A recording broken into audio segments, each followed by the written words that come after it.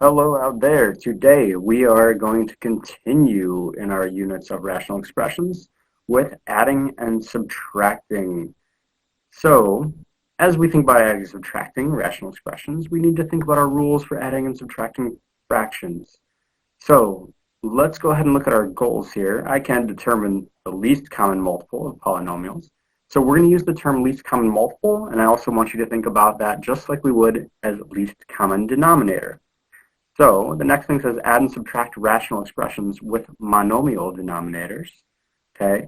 When we talk about the LCM again, let's write that in here just so you guys know when we see that, then you know least common multiple. The LCM stands for least common multiple. And again, we might be using least common denominator depending on our context. Okay, we want to find the LCM when trying to find a common denominator. And that's going to be our big goal for today. All right, so let's continue here. And let's look at first just some fractions. So when we look at adding or subtracting fractions like this, we know that we need a common denominator, okay? So as we look at this, here's a couple questions you can ask yourself. So first, look at your smaller denominator and say, can we multiply this by something to get 5? Can we turn 2 into a 5? And as we look at this, we can't multiply by a whole number. It's not a factor of 5, so the answer is no. So the next thing is, what can I multiply them both by to get a common denominator? So what we're going to do is we're going to test common factors of that largest one. So as we look at 5, we say, well, 2 multiplied by something cannot equal 5. So then my next multiple of 5 is 5 times 2 is 10. I can multiply 2 times 5 to get 10. So if no, can we turn 2 into 10? Yes, that's the next multiple of 5. That's why we're checking. Okay, so 5 times 2 equals 10. Then we can go ahead and get our common denominator and do our addition or subtraction. So I'm going to multiply this one times 5. It's 5. Remember, whatever we multiply on the bottom, we multiply on the top. This one times 2 and times 2. And then we get 25 over 10 minus 6 over 10. And we can go ahead and subtract the tops. 25 minus 6 gives us 19. And remember that our denominators stay the same. And that's going to give us our final answer. Okay? So the idea here is exactly the same. And when we see with monomials, like we have today, one term in the denominator, okay, it makes it a little easier because we can just pay attention to the 2 and the 5. So we already know that 10 is the LCM for 2 and 5. So I already know that I'm going to need to multiply this one times 5, right? And this one times 2. Okay, now we need to look at our variables. So we look at x and we say, okay, we have an x here and we have an x squared. What can we multiply x by to get x squared? So can we turn x into x squared? Yes. So we need to multiply times x, right? So multiply this one times x. Okay, and that gives us the x squared. Now this one doesn't have a y, so can we make that have a y? Yes. All we have to do is multiply it times y, right? So that means I'm going to multiply this one also times y. So when we do this, I like to think about that least common multiple or that common denominator. And in this case, then, it's going to be 2 times 5 is 10. X times x is x squared. And then they each have a y. And that's going to be our least common denominator or our least common multiple. Okay? That's what we're going to focus on right now. We'll get into the subtraction, but once we can get this, it's going to be much easier. Okay? So let's look at a few of these. Okay. I'll let you guys fill in the summary for some notes from yourselves, for some quick thoughts. Let's go ahead down here and find the LCM of each of these polynomials. Okay, so I'm going to talk about a couple strategies we can use. All right, so it is going to be convenient for a lot of you guys to have a calculator out here because we're going to test multiples. So as we look at this, first, let's pay attention to the numbers. We have 6, we have 5, we have 9. So we look at our largest number, in this case is 9. Okay. One of the strategies we can use is test the factors, or test the multiples of 9 to see if 6 and 5 go in. So we started looking at these. 6 is not a factor of 9. 5 is not a factor of 9. So I'm going to start making a list. 9 times 2 is 18. 6 goes into 18. 5 does not. So keep going. 9 times 3. Neither of those go into that. 9 times 4. 6 goes in. 5 does not. Keep going. 9 times 5 is 45. 5 goes in. Sorry, that should be 45, not 49. 5 goes in. 6 does not go in, so I got to keep going again. 9 times 6 is 54. 6 goes into it, but 5 does not. Again, I got to keep going. 63. Neither of them go into that. Next one's 72. 6 goes in. 5 does not. You guys might be seeing kind of a pattern here. 81. Neither of those go in. And 90. 6 goes in. You can check on your calculator. 5 goes into that. So that's how we know that's going to be our least common multiple for the numbers. So now what I like to do when I'm just finding a least common multiple, I can see my end goal really easily by just saying, okay, where is each variable has to be represented here. And all I need to look for is which variable has the highest power. So I have an x. So x squared is the highest power. So that's going to be part of my least common denominator, or my common multiple. I have a y, and here's the y with the greatest power, is y to the 4th. So that's how I can get my least common multiple each time. I make sure each variable is represented, and I have the highest power. And then we test our common multiples to make sure each one goes in as a factor. All right, let's do number 2. Okay, so we have 12, we have 15, we have 8. Our largest number is 15, so we're going to test the common multiples of 15. 12 and 8 going to 15, so we can start 30. And you guys don't need to list all of them. You might be able to think of a pattern or a little quicker strategy. Okay, that's not going to work. Let's see, 60, 12 goes in, 8 doesn't go in. I'm going to keep going, 75. 12 is not going to go into that. 90. 12 doesn't go into that. 8 doesn't go into that. Let's keep going. 105 doesn't work. 120. And again, if you check in your calculators, 120 divided by 12 is 10. That goes in. And 120 divided by 8, that goes in as well. So that's going to be our least common multiple for our coefficients. Now we can use the shortcut. And again, look to be sure each variable is represented. I have a's, and the highest power of a is right there, is a squared. So that means our least common multiple is going to have an a squared. I have b's. The highest power is b cubed. So that's going to be part of our least common multiple. And then I have c's, and the highest power is right here, is c to the 4th. And there we go. There's our least common multiple. All right, feel free to pause this and try it out, and then you guys can double check. All right, so I'm going to do these the same way. Okay, I can test my common factors. Okay, 3, 15, 12. Start with 15. That's the largest. 3 goes into 15. 12 doesn't. We just did this, so you might see a faster way to do it, or maybe you see that LCM a little faster. 12 goes into 60. 15 goes into 60. 3 goes into 60. So we know that's going to be the least common multiple of our coefficients. Now we look at our variables. I got a d, and the largest power of d is right there, is d squared. I got a f, and the largest power of f is right there, is f to the 4th. Not too bad for that one. All right, next, highest, largest LCM, 36. 24 doesn't go into 36. 36 times 2 is 72. 24 does go into 72. Check that on a calculator. 9 goes into 72, so there it is, 72. Now look for m squared is our highest power of m. N to the 4th, highest power of n is n to the 4th. And there it is. All right, I'll let you guys fill in that summary box again. Okay, feel free to pause it, look back over these, make sure this makes sense. Pull out your homework now as well.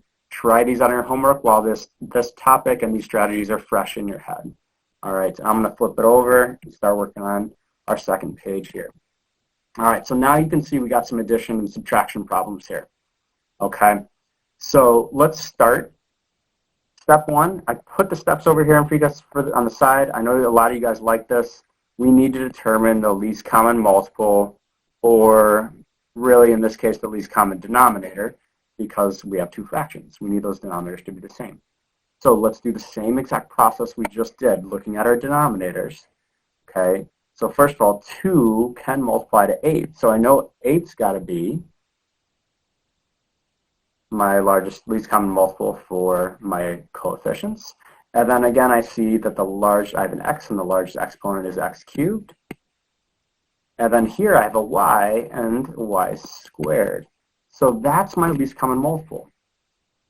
So once we get that least common multiple, we need to think now, what do we need to multiply? So just like we did at the beginning of these notes, we had to multiply each fraction by something to get that least common multiple. What do we need to multiply each fraction by in order to get the common denominator? So let's figure that out here. And we know that this is our end goal, 8x cubed y squared. So as I look at each one of these, I want to say, okay, I have a 2. What do I have to multiply 2 by to get 8? And I need to multiply that times 4, right? 4 times 2 is 8. I have an x cubed. What do I need to multiply that x cubed by? Nothing, because I already have it. I don't have any y's, and I need that y squared. So that's going to multiply times y squared. And whatever we do on the top, or on the bottom, we got to do on the top as well. Okay. Now we look at our second fraction. I have the 8 already, so I don't need to multiply by any number. I have an x. I need an x cubed. So that's got to multiply times x squared.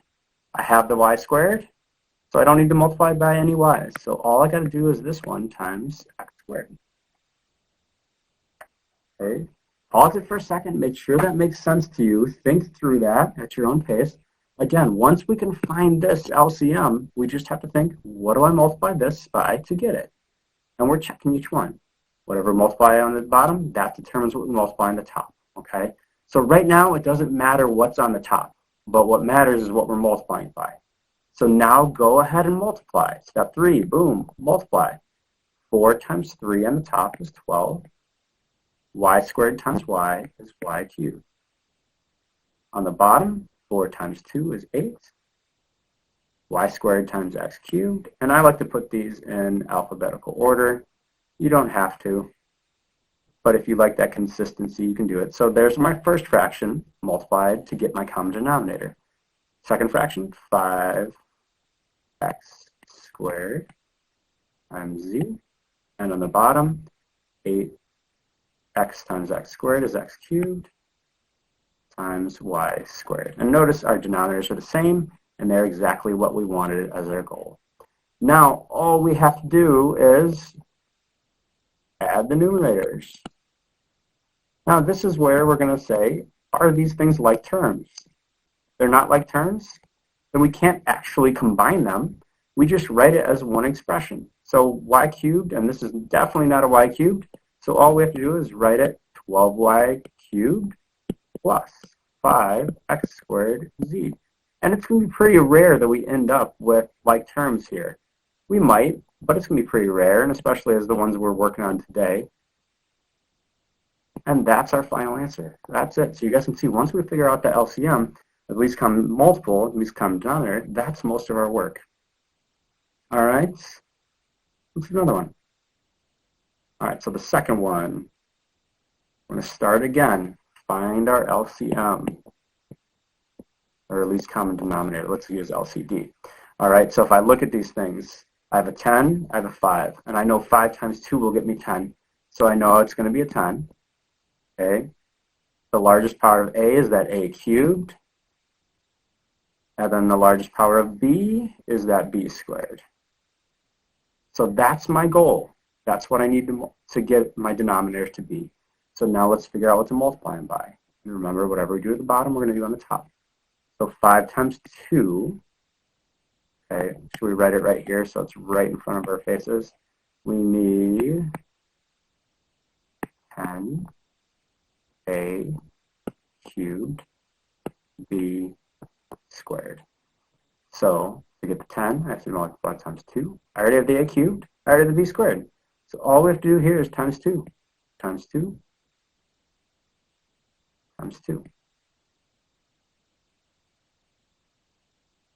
All right, let's look at our next one. We have a 10, but we need to get a cubed. We have an a, so we got to do times a squared. We have a b, and we need b squared, so we need that times b. And on the top, same thing, times a squared times b. All right, and let's go ahead and multiply the tops. So my first fraction, 2 times 4 is 8. 2 times 5 is 10. A cubed b squared plus, multiply the numerator here. 9, I'm going to put these in alphabetical order. A squared b c on the bottom. 10.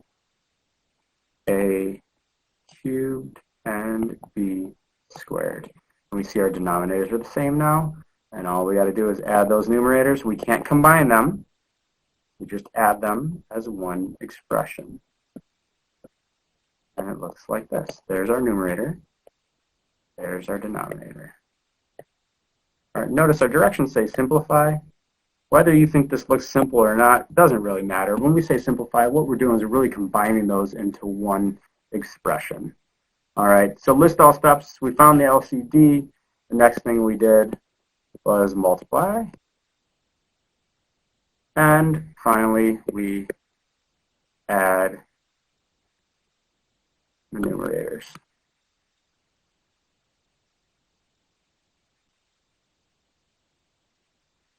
All right, and let's do one more together, and then I got a couple practice for you on the bottom to try out on your own.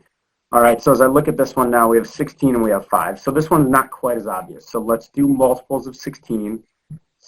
5 doesn't go to 16. 16 times 2 is 32.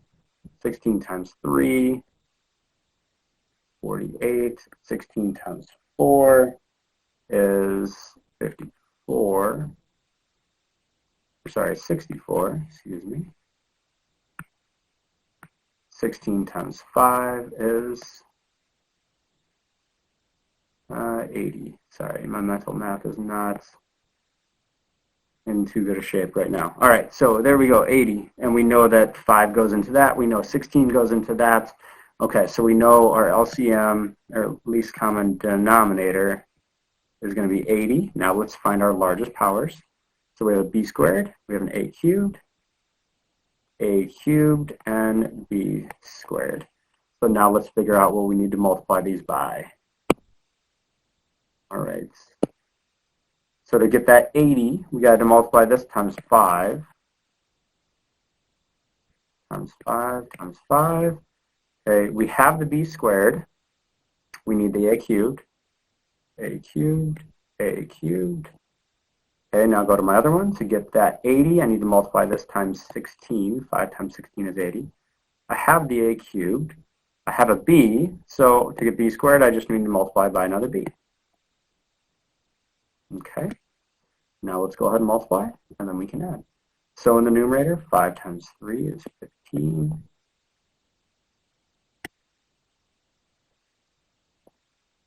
Okay, a cubed times a squared is a to the 5th. There's my numerator.